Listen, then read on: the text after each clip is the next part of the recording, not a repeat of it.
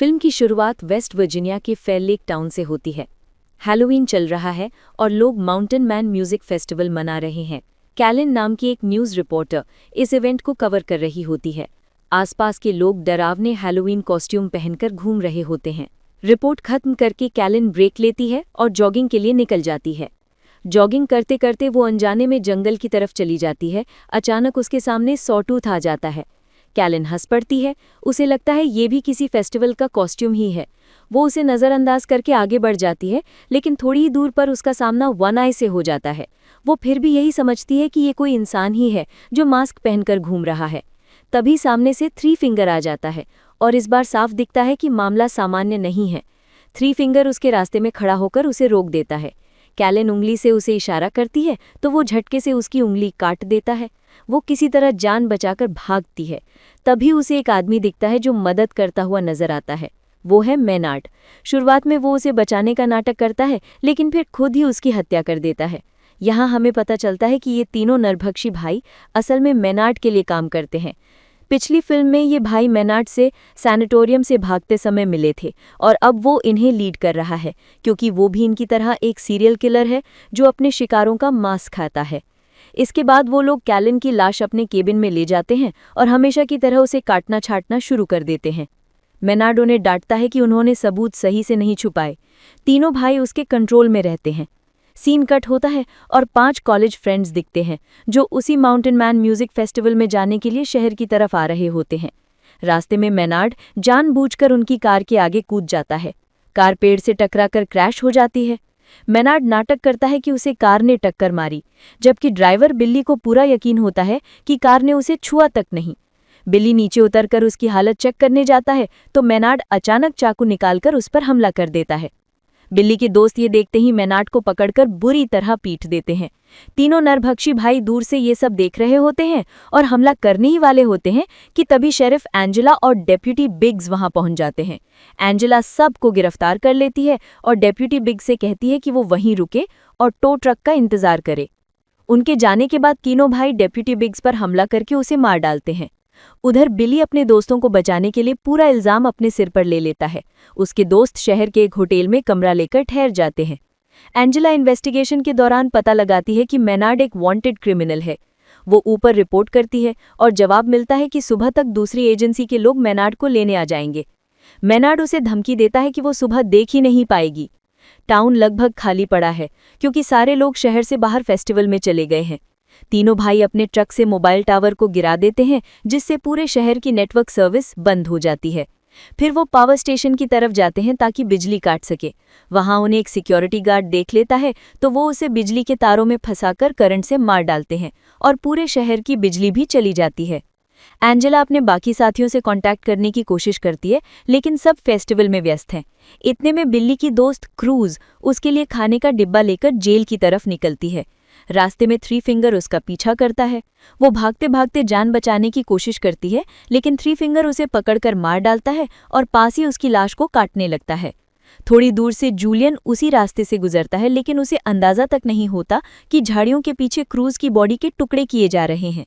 Julian police station पहुंचता है तो बिल्ली तुरंत उससे क्रूज के बारे में पूछता है। जूलियन बताता है कि वो तो उससे पहले ही निकल गई थी। उधर लिटा होटल में नहा रही थी।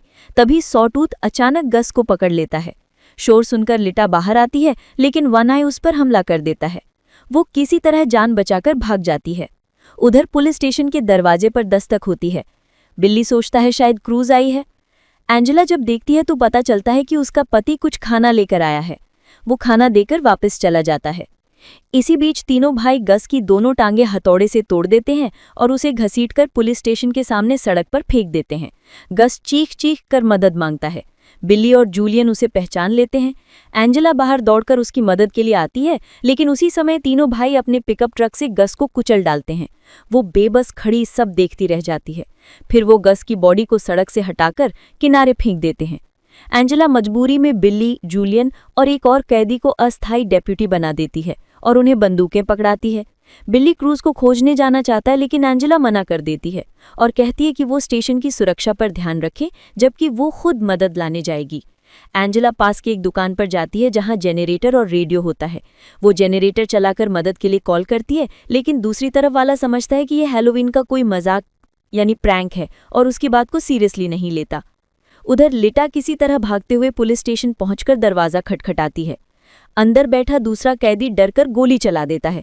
आवाज सुनते ही एंजेला वापस दौड़कर आती है। अच्छी बात यह होती है कि लिटा बच जाती है और उसे कोई गोली नहीं लगती। बिली फिर उसे क्रूज के बारे में पूछता है, लेकिन लिटा को भी कुछ पता नहीं। तब बिली और जूलियन खुद ही क्रूज को ढूंढने निकल पड़ते हैं। ज्यादा दूर नहीं जाते कि उन्हें सड़क के बीचों बीच क्रूज की लाश मिलती है। उसे मरा देख बिली गुस्से से पागल हो जाता है। तभी पीछे से थ्री फिंगर दिखाई देता है।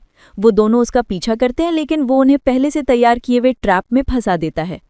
बिली की होश तब खुलती है जब वो खुद को फुटबॉल ग्राउंड में गर्दन तक मिट्टी में दबा हुआ पाता है। जूलियन पास ही जमीन पर पड़ा होता है, उसका पैर जंजीर से बंधा होता है।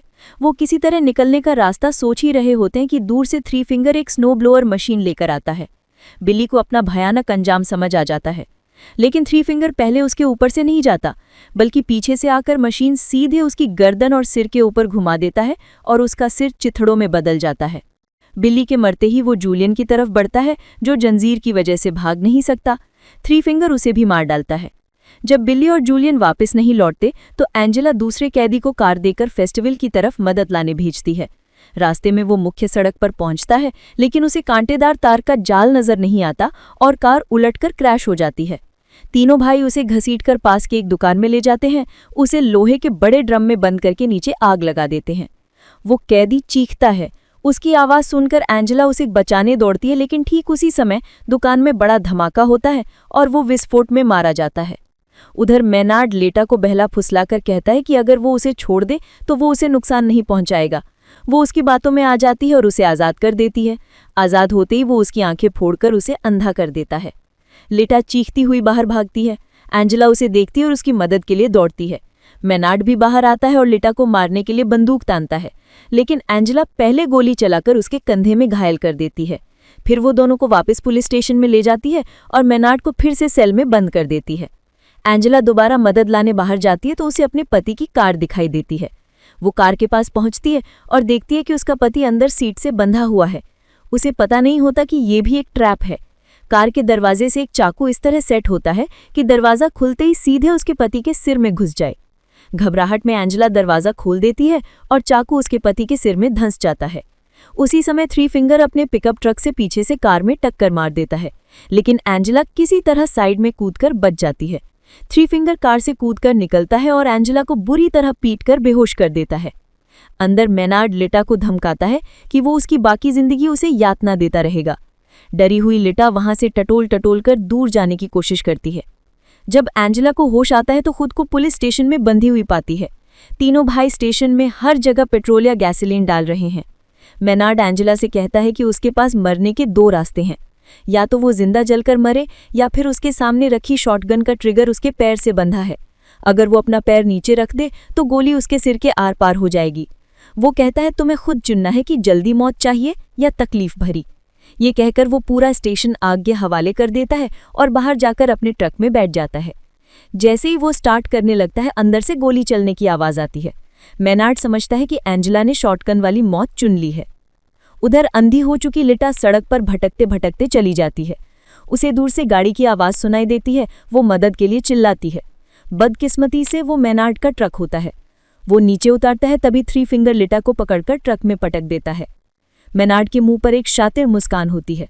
वो लिटा को वेलकम कहता है और तीनों उसे लेकर ट्रक से आगे निकल जाते हैं। फिल्म यहीं पर खत्म हो जाती है।